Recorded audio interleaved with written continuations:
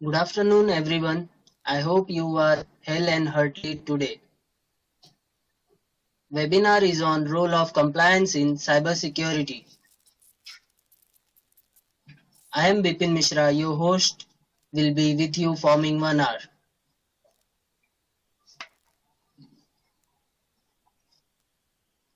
Talking about Qnix. Qnix is a management consulting firm having experience of more than 25 years with 350 plus satisfied clients present in 19 plus countries. Qmix is CMMI Institute partner organization with 250 plus CMMI appraisals. Also in 2016, we were among top 10 partners of CMMI Institute, USA for new appraisals. I am glad to introduce you to presenter Mr. Vishwanath Gopalakrishnan. Mr. Vishwanath is an ISO 27001-2013 lead auditor, certified information security auditor, experienced information technology, governance, management, risk and compliance consultant, a senior technology executive with over 25 years of experience in automating multi-million dollar enterprises, creating robust global IT infrastructure with strong emphasis on cybersecurity. Also, Mr. Vishwanath worked in blue chip companies like IBM India Private Limited, Emirates National Oil Company Limited, Oman Computer Services, NIIT Consulting, etc. Also, I would like to request you all to write your queries in the comment box below. We shall take them up in the Q&A session at the end of the session. Now, I would request Mr. Vishwanath to take over the session. Okay, thank you, Bipin, and good evening to all the attendees for this webinar on the subject role of compliance in cybersecurity.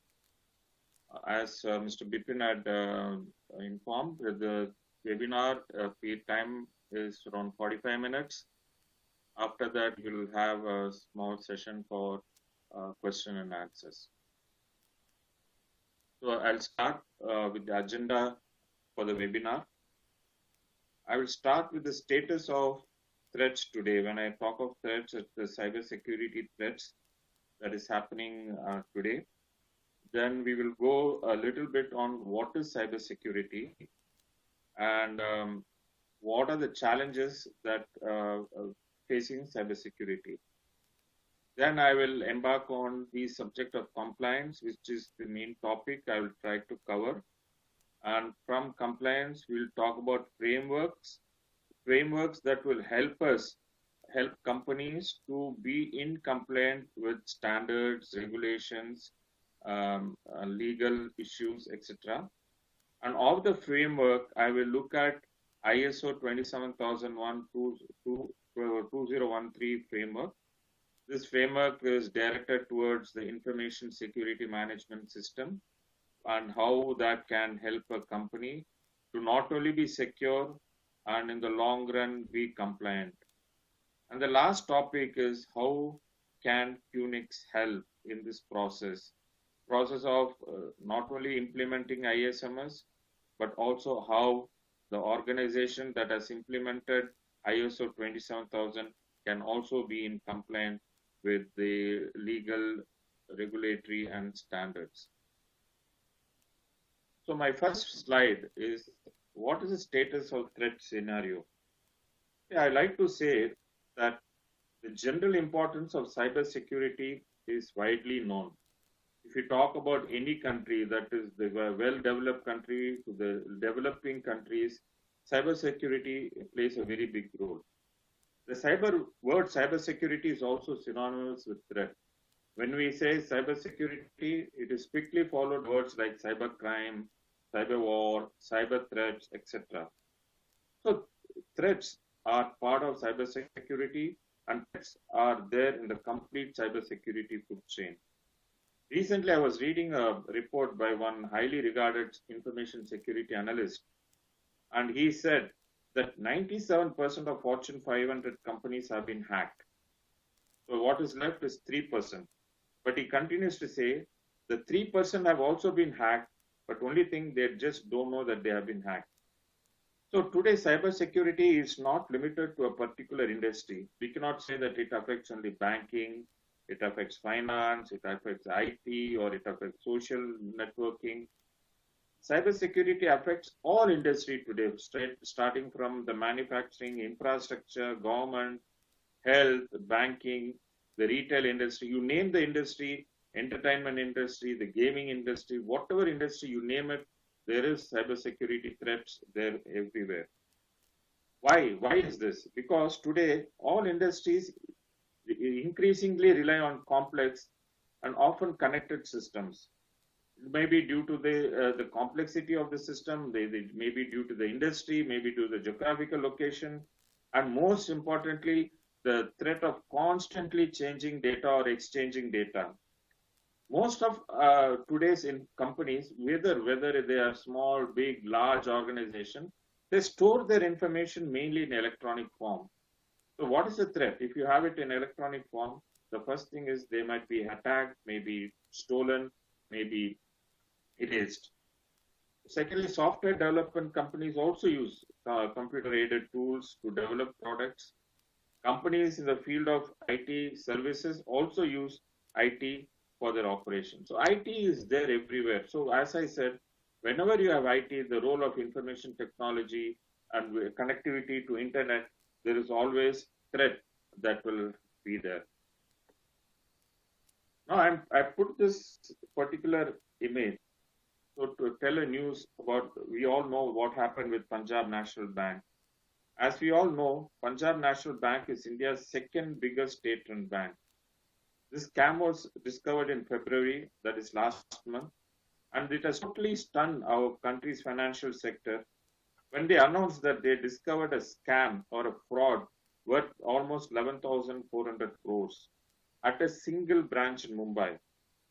At the sheer amount, we can say that this fraud is by far the biggest ever detected by an Indian bank.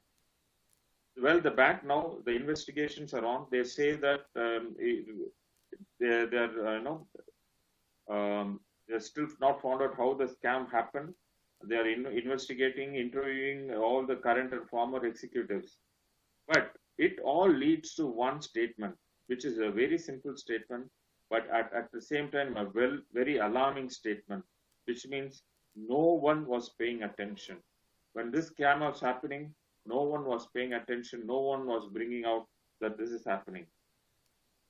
Although we cannot say this PNB scam it falls under the cyber attack criteria, but what we have seen so far is that there is a misuse of the SWIFT interbank messaging system, which again, it leads to a breakdown in checks and balances and standard banking practices. Why I give this example of Punjab National Bank is to highlight today's topic, which is compliance. We all know how banks have internal audit, they have concurrent audit, they have audits involving external auditors. They also have risk management and audit committees at the board level to ensure compliance. But what this scam has brought about is a failure of all these controls, which is a very serious concern. We can also call it as a compliance failure. And that is why it is very important for all companies to be in compliance with statutory regulations, laws, and practices, not only for the business processes and function, but also very importantly for the IT. In the parliament last month, in February, the IT Minister, Mr. Ravi Shankar Prasad, said that in 2017, over 53,000 cybersecurity incidents were reported. This is coming from the government. The type of cybersecurity incidents included phishing, scanning, probing, some website attacks, defacement, etc. So what it clearly states is that the threats are rising. And why it is rising? It's because of the spread of IT. IT is spreading everywhere. And like everywhere in the world, there is also instances of cybercrimes. Again, we are not only in that. Wherever the IT grows, there is also a threat of cybercrime growing. In 2016, there were about 12,000 cases for cybersecurity or cybercrime was registered. We don't have figures yet for 2017. Of this, RBI has also registered many cases, almost around 9,000 to 10,000 cases, again in the year 2016-17, for frauds involving credit cards, ATM, debit cards, internet banking, etc. Apart from that, CBI has also registered around 90 to 100 cases. Now, my friends, what I'm trying to tell you is that whenever you file case, it is usually because it has violated a penal code. So what it means that India already has an IT Act, which we are going to see later in our presentation, and they also have several sections of laws that involve IT or computer that has been used as a medium of attack or target of attack. So when we have the laws, it is the responsibility of the company, its management, that they adhere to the law of land, which includes IT laws also, and ensure that they are in compliance. Now, a little bit about the breaches. Again, see, this is a very recent information data. I mean, it is from 2017. Why I put this slide is because it shows that India has the highest average of breach records. The ID stands for India. Below it is Middle East, US, Brazil, France, Denmark, Canada, etc. So what it shows, when we are the highest, we have the number of breach record is highest in India, it shows that India are not fully equipped and prepared to fight cyber attacks and prevent data breaches. As an information security consultant, I am quite surprised at the rate of increase in the frequency as well as the volume of breaches that has grown. We all know that being in the industry, that this is a trend. As I also said earlier, when IT grows, attacks also grow. And we know that hackers would be at it at all times. But still, the volume of growth has been really surprising. So, what is the purpose? Friends, it's the data means it's for data on the black market. The bad guys, the hackers, can sell this data, whether it would be credit card number, bank account number, mobile number. If you have any medical information, any information that they could get on, they take it and they sell it in the black market. So what is important is that organization that hold data of not only of their customers. Many companies now hold data of customers, and also employees. So they have to ensure that they are well prepared to protect the data and they be compliant with all the required data privacy laws.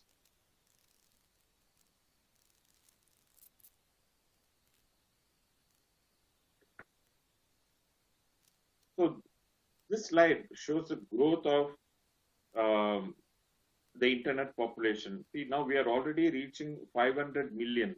They say that by June 2018, we will have 500 million or half a billion of internet users in India.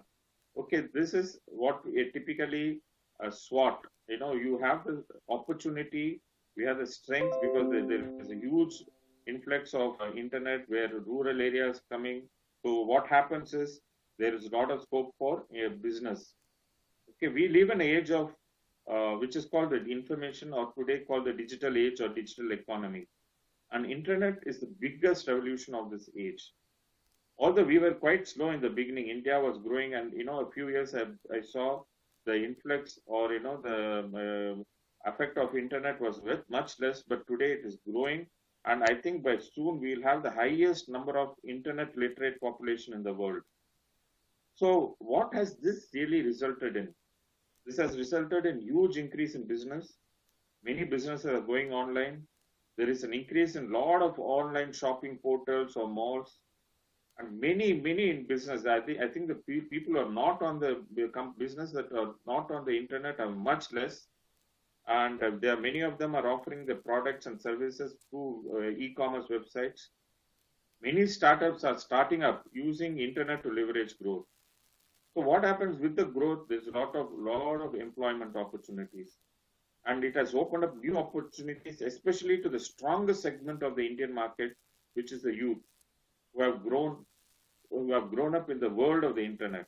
When I was growing up and doing college and my first years of work, there was nothing called the internet. But today, the children from school, they know the internet. Hello? I'm sorry, I just got lost the network connection.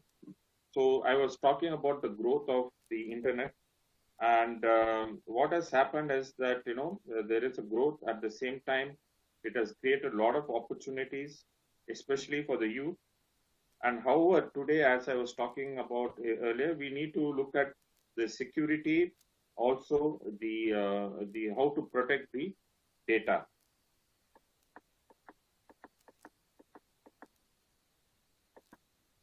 This particular slide, tells about the internet. See, now whenever we talk about internet cybercrime, we always say that we look at it as some data is stolen, or some system is attacked, or some website is attacked, things like that. But today, what has happened is that the number of attacks are taking place that target the nation's critical resources. For example, in Germany, the hackers attacked a steel mill.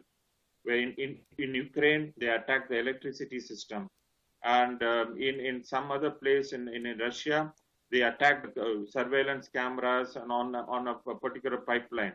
So what we are looking at today, it is not just about data. It is not about cyber security. It is not about attack on certain website companies and all. Today, hackers have gone to an extent they can really put off a particular country's national resources or national infrastructure and bring the company a lot of difficulty to the company. So this is what is happening. These are some of the examples that are there where the attacks have taken place targeting critical business or critical resources. Okay, this slide today is about the cost. So today, if you look at it, the cost of the cyber incident is huge. For example, in Europe, European Union, they have said that it cost the global economy almost up to 350 billion euros. Okay, and one British company reported loss of almost 950 million only from a single attack. And US corporations, they are what I call each attack, they cost about €9 million per firm per annum. So if there is a lot of cost, and when there is a damage cannot be of such extent, it is very imperative for companies to really look at their protection, their systems, their cyber security, and make sure that they are in compliance with whatever, whether it is a framework, law, and any regulations. Now I'm talking about this particular case, which is which happened very recently, okay, which is called the Cambridge Analytica Facebook scam. So this has been talked in the media for the last 2-3 days. What we came to know from a whistleblower is that millions of Facebook users' data were illegally obtained, and it was used to influence elections in several countries, including the US. We are reading in the papers that they were part of the Indian election also. So this is, I think, we can call it the information data breach, and it is one of the biggest scandals that has happened in the recently. Okay, and we also find that what is happening is the data, personal data of people are used, especially from portals like Facebook, and they are being made as weapons to attack rivals and competitors. So the bottom line is this company has been accused of taking around 50 million Facebook users without their consent, and also failing to detect it. So this means whatever we tell, what they say is that even if you like a small post in Facebook, they know about you. They know what you think about, what is your interest, what is your opinion about certain things. There are a lot of automated tools that can analyze that, and using that, they are carving out whatever ads they can do, or whatever campaigns they can do. So again, end of the day, what has happened is there is a breach of trust. We think our data is safe in Facebook. It's no longer safe. People can take it and can also misuse it. So what exactly is cybersecurity? Now, before I go to cybersecurity, I want to talk about a little bit of what is information. Because the scope, the objective of cybersecurity is to protect information. Not only the information, the systems, the infrastructure that it holds. That is the main purpose that we are going to see in the further slides. But information today is one of the valuable asset a company will have. And like other important business assets like, infrastructure, even your plant, factory, whatever, it has got a very big value to the organization. And since it has got value to an organization, it has to be protected, okay? And needs to be protected against unauthorized use, theft, or destruction. So cybersecurity is defined as the protection of systems, networks, and data in cyberspace, and is a critical issue for all business. So cybersecurity is a process by which an entity, a company, protects the creation of data, information, the collection, the storage, the use, the transmission, as well as the disposal of information. We call it sensitive because losing that can have can impact the company. So what happens is, the main part is how do we protect the confidentiality, the integrity, the availability of information. In security terms, we call it the CIA, and also the overall safety and continuous soundness. Here I mean the continuity of the institution. Okay, confidentiality ensures that information is accessed only by authorized person. Integrity, we mean that the data or information system can be trusted, and it ensures that it is edited only by authorized person and remains in its original state when at rest. And availability means data and information systems are available when required. So this is what the main purpose of information security, to protect the information of a company. Why do you need to protect information? Because today, what happens that if you don't protect information, we have to say what happens if you don't protect information. When you don't protect information, there are a lot of malicious attacks that can take place, or non-malicious too, that can increase the risk of adverse effects, bad effects that can happen on the business of the company, on the earnings, the capital, or even the enterprise value. And also it affects the continuity. If I can attack and disrupt the systems, then the continuity of the company itself is at a question mark. So we don't want to disclose information to unauthorized individuals. We don't want to have a situation where our web service or e-commerce portal is not available, or where the information has been stolen or modified or changed. And also, if we don't protect information, the thing is that it can also lead to fines. So let us look at challenges that face cybersecurity. Okay, today there are so many different threats that happen in organization, and a threat agent can be anything that motivates an entity or a person to attack another entity or a person, or its business activity. We may identify threat agents as specific individuals like cyber criminals. We have hackers. I don't know whether you have heard, there are hackers called the anonymous group, which is one of the world-known hackers. Today we also have rogue governments who want to attack their, you have always see Chinese government attacking India, and Pakistan is always after, attacking our Indian websites. And we also have employees who have an agenda, who don't want to somewhat disturb their own company.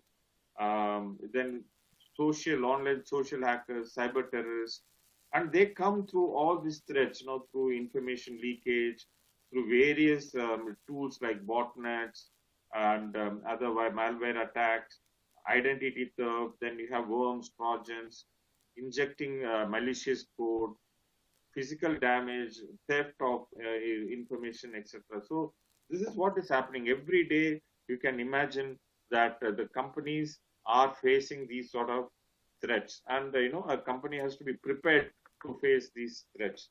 What are the sources of attacks, because today we have different ways attack can take place. It could be because of misconfigured system or application. You have not changed, not tweaked it well enough. There are some very easy to remember, easy to know passwords, some weak defaults. Then there are bugs which are there in your code if they are using programs, and some input validation codes will be there. End user errors by when the user install some unknown application without really checking what it is, clicking on any malicious links. These are all quite known. About 31% of attacks are because of that. Then phishing emails. Then watering hole attacks. Watering hole is somewhere it is like, if you've seen in the wildlife, there is a watering hole where all the animals come together. Now what they do is they see if they want to attack a company, what is the popular common portal these employees come, they go there and then attack the company. So these are all, today the hackers are thinking of new ways to get into a company, to attack a company, to steal its data. And consequences today is that if you're not having your protection of your information, you can have a financial impact. You have fines today. If you have a public limited company, SEBI itself has got very huge fines that if you don't follow proper rules and ways how to handle financial information, you have reputation loss. If you just see if you are a popular company and in the media it comes that this particular company was hacked, you can look at the reputational, the goodwill will be lost. And sometimes it has even led companies to close. Then again, impact on national security, because if you are having a certain business in one of the critical industries of the nation, then if you are hacked, it can affect on the national security also in the impact on the environment. And also in extreme cases, it can also result in loss of life, which I showed you. And when we discussed those attacks that happen in, which target mines and, the power utility companies, things like that. So today, what is the main thing is that IT is becoming very complex because there are a lot of complex components, from servers, network, storage, applications, different, businesses that are running it. So there are quite inherently today, IT is quite complex, and there used a lot of different type of business application. Very rarely you can see one enterprise-wide application used, but many companies use a variety of applications to run their different processes. Then also today there is new technology that is coming up almost every day, like cloud, big data, mobile application, Internet of Things, artificial intelligence. So people want to be part of it, want to use the new technology, but of course the complexity of managing it and aligning it with the current infrastructure is very difficult. And also the bottom this part is that they underestimate the impact of cyber risk. And, they think, many times action is taken only after a breach has happened. Only after an attack takes place, they come, oh my God, this has happened. Now what do I do? How do I fix it? Because today many companies I've seen in my own consulting work, their main thing is to grow, which is good because every company wants to grow, make profits and spread their market.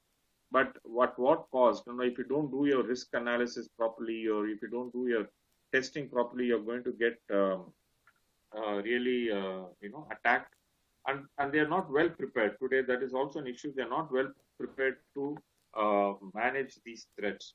The other big issue today is that shortage of information security skills, because today they don't have the proper skill set.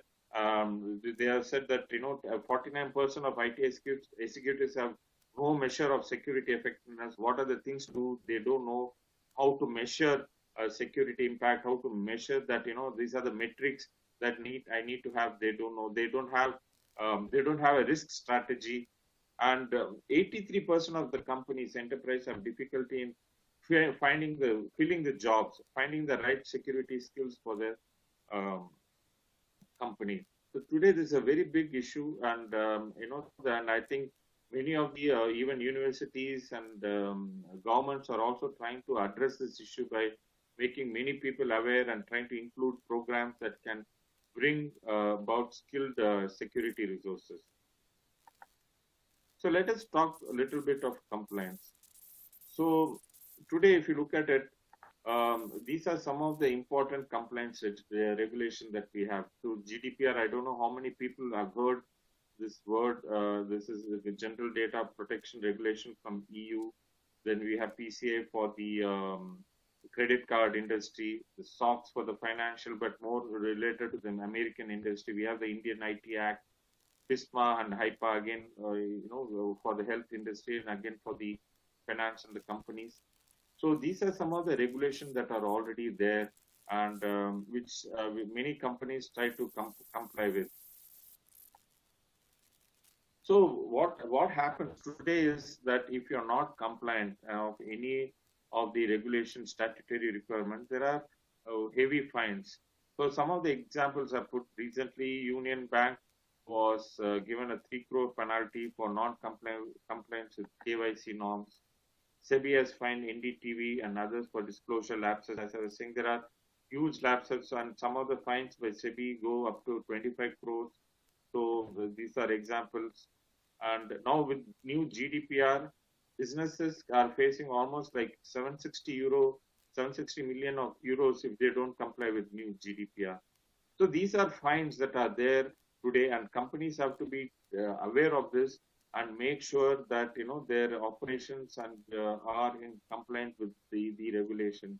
There's no point today saying that no, I was not aware, because you'll have real huge fines coming on it. So each company should know what is the legal impact, what is the regulatory or legal environment they work with, and make sure that they are compliant with these regulations. So what exactly is compliance?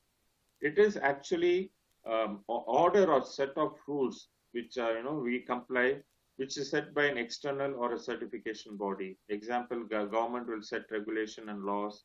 A certification body like ISO will set standards. So we have to act according to the set of rules, and it should be a program based on defined requirements. So we know, okay, we should be very clear. What are the requirements? What is my legal requirement? And then I have to have a program, compliance program, that will work towards achieving those requirements. And it should also map set of map controls, which might have, can solve multiple regulatory. So if I have a control, for example, like access control, I should be able to comply with not only GDPR, I should be able to comply with ISO standard, with any other standard. So we have to look at it as a global perspective and make sure that, okay, these controls I need to have, and I should implement these controls to achieve my compliance. And usually the compliance program is embodied by a framework. The framework is very important so that it gives you guidance. It gives the company the guidance and how to set about your operational framework or operational businesses, so that you not only do your business, end of the day, we need to go ahead, do our business, achieve our business objective, achieve our goals, but make sure that it is done with a framework that we comply with the legal and statutory requirements. And it is more about policy, process, and risk management, more than that it is technology. Of course, technology plays a role, but not much as policy processes. What this thing try to achieve is to identify risks and act on them. So what are the risks? We do a risk management and find out what are the risks. Then we implement what you call controls to protect against the risk. And these controls are designed, customized for the organization, that it is not too heavy on them. It doesn't restrict them to do business. It allows them to do the business, but in the end, make sure that they are in control of the compliance also. And also effectiveness, monitoring the effectiveness, and also reporting to the management, saying that, okay, we are in line in achieving the objective of the compliance. And focus is just not on regulatory. It is not like, my job is to get compliant. No, the job of a business is to achieve its business objective. But it is a driver. So because we have to have an understanding that usually regulatory complaints or any complaints help the company to grow in a very safe or what you call a compliant environment. And it is just a driver for the program, for the controls you have in place, and also the frameworks that you have put in place. So it is basically about managing the risk of the organization. So we have the IT rules which are already there, which I was talking about. They've a lot of rules that have set up to see what are the things that have to be done by an organization in terms of security practices and procedure. And also they have identified what is sensitive personal information and what are the frameworks that you need to have in place within the organization. Then we have the GDPR, which I have talked to you about, which is for basically targeting all EU residents. It's not only about citizens of European Union, but also the people who stay there and how the personal data is used, whether whatever personal data that is collected has the consent of the people who are giving the data, and whether it is used in the right way, and whether the person who's giving the data has the right to remove the access, has the right to modify it if required. And these, there are huge penalties up to 10,000, 10 million and 20 million fines if you are not putting the right compliance in place. So this is about the GDPR. So similarly, so we need to be aware of the penalties, make sure that all the framework, the organizational framework are in place so that the regulatory and statutory complaints are taken care of. So let us talk a little bit of framework. I was telling you earlier what are the frameworks. Or framework is very key to make sure that the compliance can happen. It's a set of controls or guidance organized in categories and focused on a particular topic. So when you have a framework, where particular topic could be quality, a particular topic could be business continuity. And today we are going, since we are talking about cybersecurity, we are going to talk about a topic which is information security. And the framework is also structured where we can build strategy. Again, as I said earlier, reach the business objectives and also monitor the performance. So why do we have to use a framework? Because first of all, if you have a framework, it will enable effective governance. So framework is actually, if you look at a management structure, framework will help those in the top management rather than in the departmental or lower down management. So it will help them to carry out an effective governance. They'll make sure that whatever the company does is in alignment with the business goals and objectives. It will also help them standardize processes and approach, and also a structured audit or assessment, because whenever I'm doing anything, I have a proper audit and I can get the right results of the assessment. It will help us to control cost, because if you have a framework, we know that what needs to be done, and there's no unnecessary investment on whether it is the process, people, or technology, and of course comply with the external requirements.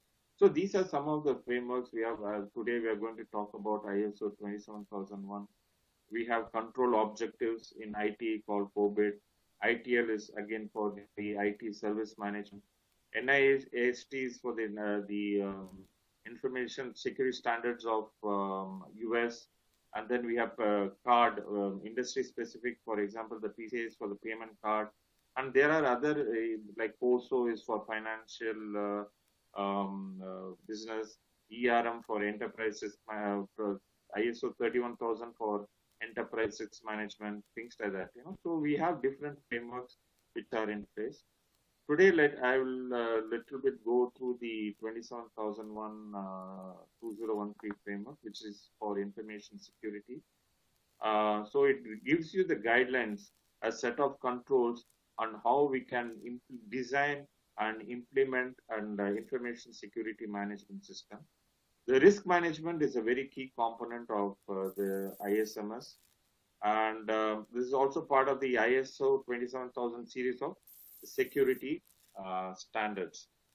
So what actually we do in this standard is we set up what we call the PDCA approach, plan, do, check, act approach, where the complete operation of the information security management is established, it is implemented and operated, monitored and reviewed, and it is maintained. And the basic motto of this is continual improvement.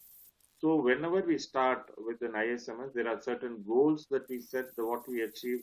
The goals could be that I will reduce my information security incidents from now on, or my application will be available at whatever the requirement of the customers. We can set up whatever goals, and we'll help to achieve those goals. Once the goals are achieved, how do we achieve the goals? It's not just we set it up, but we implement and we completely keep reviewing it, whether it is on target, whether it is meeting what we tend to achieve, and if at all, whether any improvement is done. So continually we keep doing. That is the main part of the ISMS. Okay.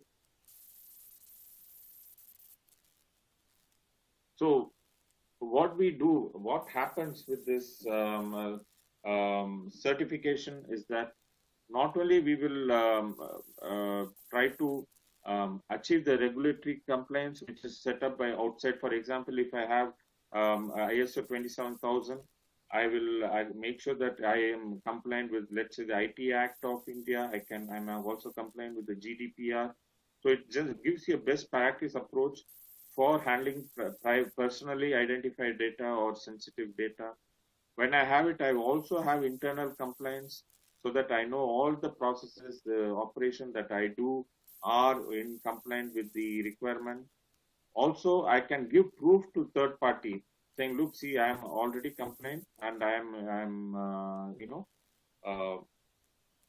compliant with the ISO standard. I give you proof that whatever data I have about customers, about employees, it is protected, and I have good practices around data protection.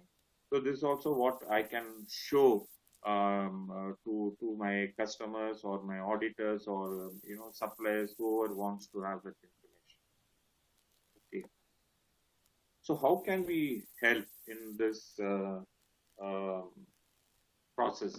Okay, now we are actually, as told you during the introduction, QNIX is a CMMI lead assessor, and we are also now getting into information security implementation.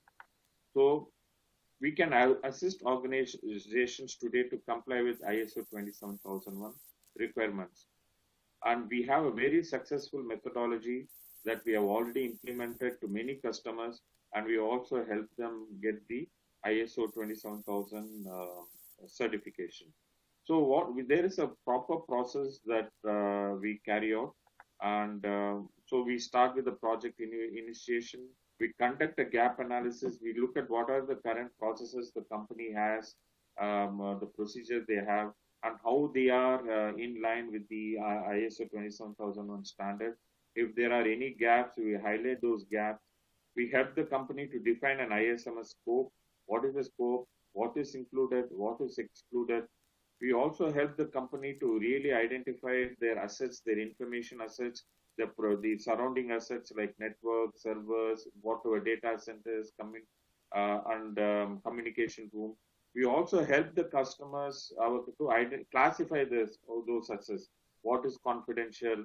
What is public? What is private information? We help them to do it. And we conduct a thorough risk assessment. We look at all the areas of threats that can happen, and what are the current controls that they have, and where we work out the inherent risk. Then after implementing our ISO 27000, what is the residual risk and how the companies can achieve. A part of risk assessment is our risk treatment and mitigation plan. We come out with plan. Okay, you have this risk. Now, what do you need to do to address the risk?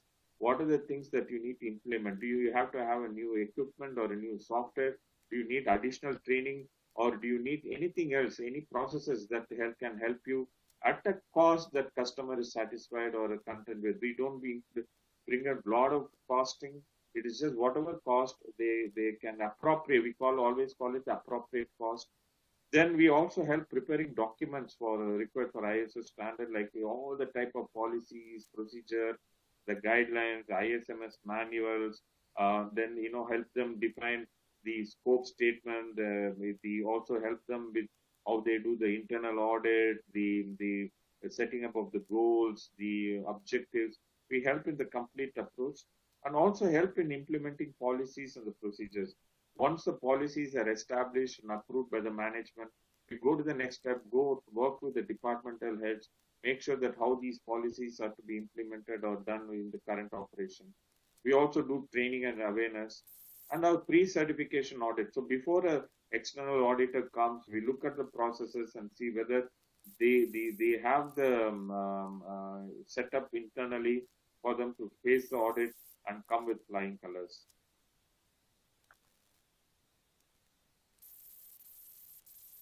So these are some of the offering areas that they have.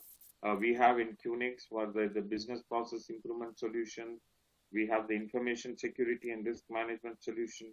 We have also the performance management solution where we do the KPI development, the scorecard development, and also conduct workshop, do some questionnaire, technical writing.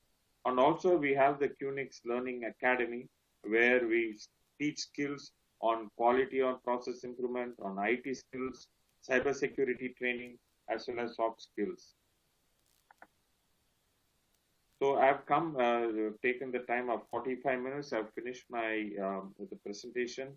So if there are any questions, we can ask. And these are the contacts that you can always reach us. You can call Mr. Naveen Keshavani at the contacts given below, or Mr. Gunjar. And we hope to hear from you and see how we can help you to address cybersecurity in your organization.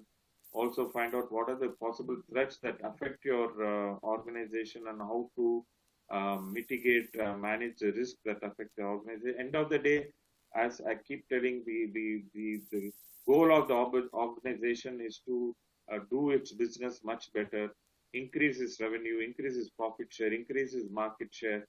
That is what they want to achieve, and the information technology should be something that will help them and not bring them down. So our main area is how we can leverage technology and technological processes to leverage business and enable them to grow and mitigate the risks there. And the SOX actually SOX is for short for Sarbanes-Oxley Act. It is more prevalent in the US, and it is actually for how to do the public company accounting, and also the Investor Protection Act.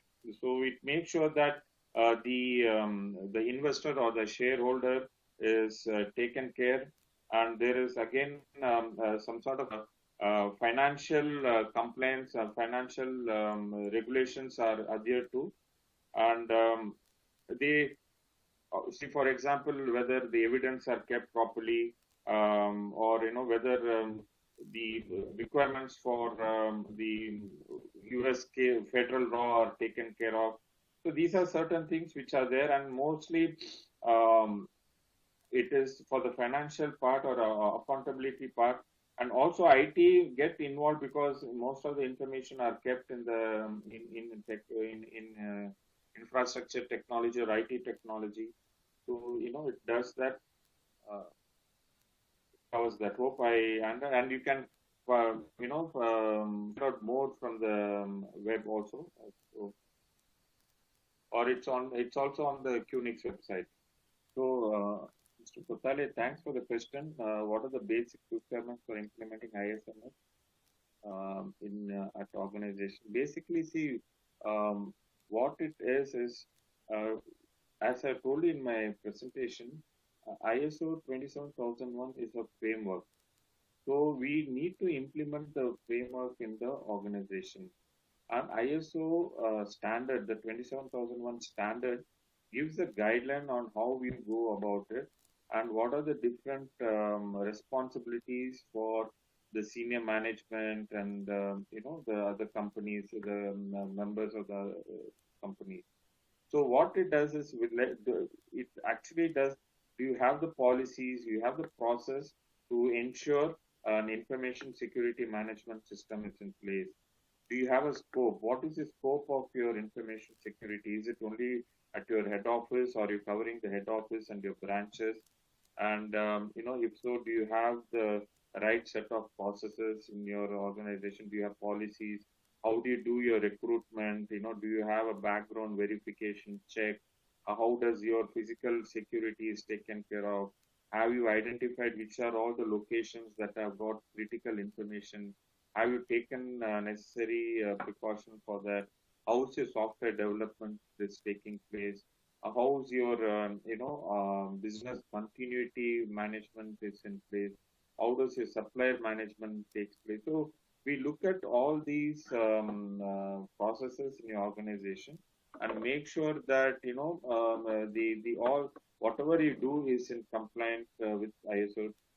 This control doesn't apply to me. For example, if I don't have a software development team in-house, I can say this doesn't apply to me because I get it from outside.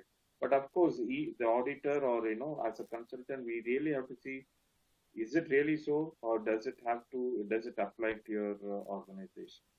So this is what it is. What Mr. Kotal, we'll be very happy to meet with you and in person and or through a call to elaborate it in more detail. I have time for one last question or one or two questions if you have. Otherwise, we thank you for being with us for the last 1 hour. I hope it was informative, and we took the subject of compliance. I also, from our side, we request you to look at any compliance issue that you have, especially in terms of use of information asset or technology.